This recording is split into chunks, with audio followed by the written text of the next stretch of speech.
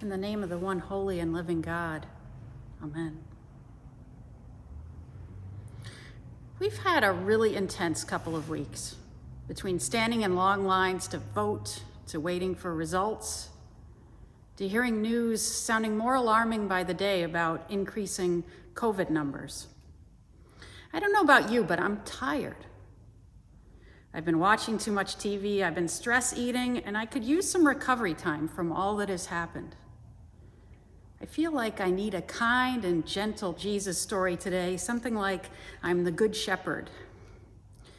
Because like the psalmist, I'm feeling like I'd like to say, have mercy on us, Lord, have mercy, for we have had more than enough of contempt. Maybe some of you can relate to how I'm feeling. But Jesus is not giving us a kind and gentle story today. If anything, today we get mean and confusing Jesus. The three slaves get money according to ability, and it seems to me that the poor guy who only gets one talent, the guy who must have the least ability, does his best. It doesn't seem at all like a bad idea to me to bury the money so it can't be stolen while the master's away. Then this poor slave, who is only doing his best, has his talent taken away, and we get this awful saying by Jesus, "For those who have, more will be given, and they will have in abundance, but from those who have nothing, even what they have will be taken away." Yikes! What happened to blessed are the poor? What happened to the meek shall inherit the earth? Jesus tells this story in the middle of a series of apocalyptic stories. Matthew, writing this gospel long after Jesus' death, did not have to imagine that Jesus was talking about some end of the world in the future, because in Matthew's time, it for sure appeared that the end had already come. There had been a brutal and bloody war with Rome, Jerusalem had been destroyed, and the temple was in ruins. We're in times that feel very much like that now. You could say apocalyptic times, which just means times that uncover or reveal important things. 2020 has been all about revealing some of the best and some of the worst things about us and our country. And what do you do in apocalyptic times? Well, probably the normal thing to do would be to hunker down, to bury your little treasure in a hole. It seems like a perfectly practical, safe, and natural thing to do, prudent even. You don't go risking the money and risking contact with others to go out and trade. Jesus says, "For all those who have, more will be given, and they will have an abundance.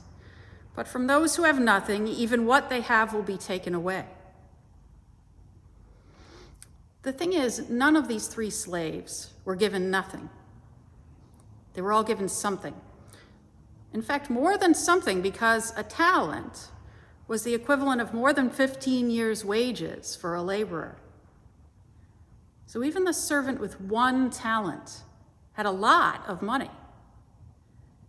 So I'm wondering if the issue Jesus is addressing in this statement about those who having more, having an abundance, maybe it has something to do with our outlook. Remember those first weeks of the pandemic where people were going to the store and online and just grabbing all the toilet paper and hand sanitizer they could find and panicking if they couldn't find any. Then as we settled in and realized this wasn't like a snowstorm or a hurricane, and as the stores adjusted, we didn't worry as much about toilet paper scarcity. As the weeks and months have gone by, there are some people who are really struggling, people whose businesses have closed, who have lost their jobs, who are struggling with loneliness, who have health issues. But there are also some of us who are actually doing okay. We are not going out to the movies or eating out much. We're not getting our hair or nails done regularly.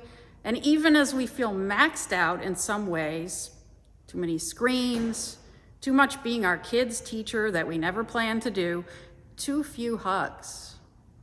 we are not doing so bad in other ways.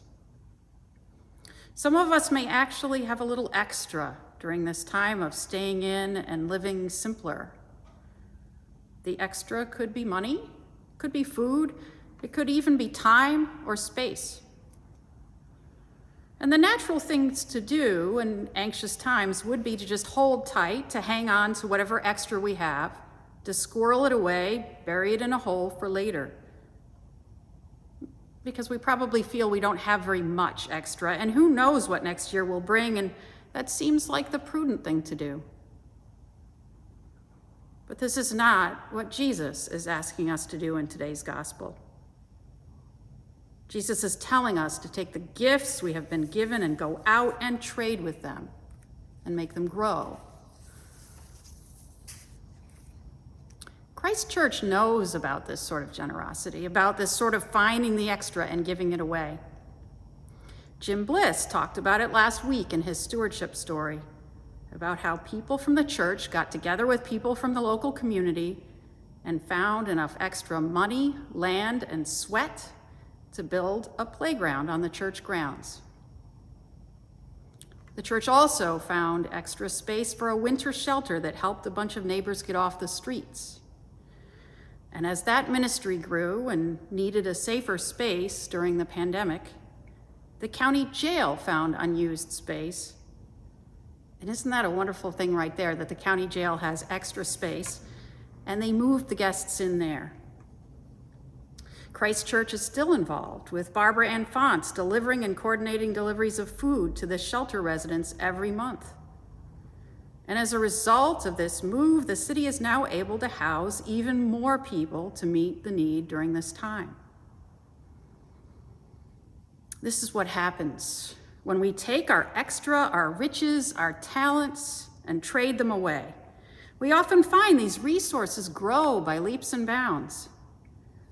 The church playground was a gift to the local neighborhood, but it gives the church back in the laughter that we hear from families enjoying it.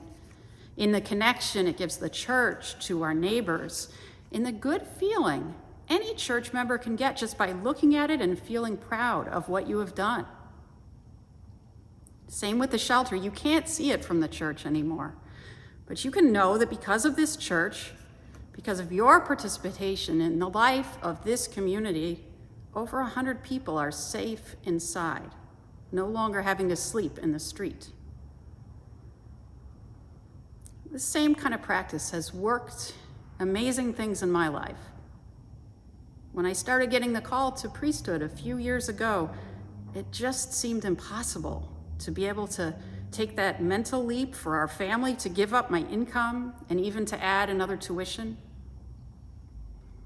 Increasing my own giving was so important for me during that time.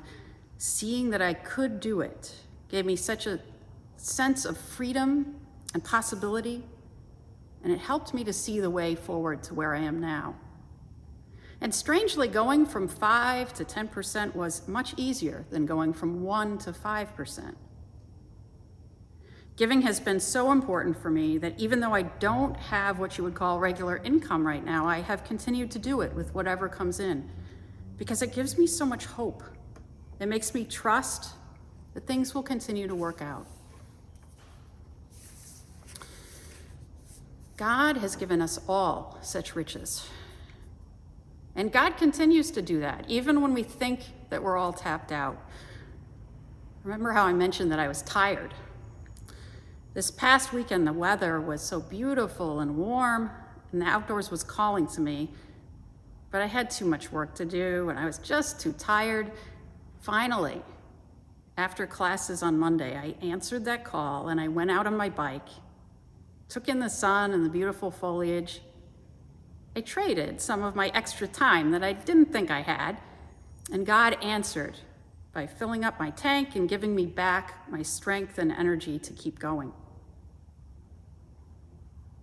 What is your extra? What is your talent that you have buried away? Is it in your bank account, in your wallet, in your closets or drawers, in time of your day, even in your head? What is it that you are being called to stop hanging on to give away to someone who could really use it? And what will happen when you do that? What freedom will you feel? What doors will it open for you? What relationships will it create? What new possibilities will come? What abundance will you find? Only God knows. Amen.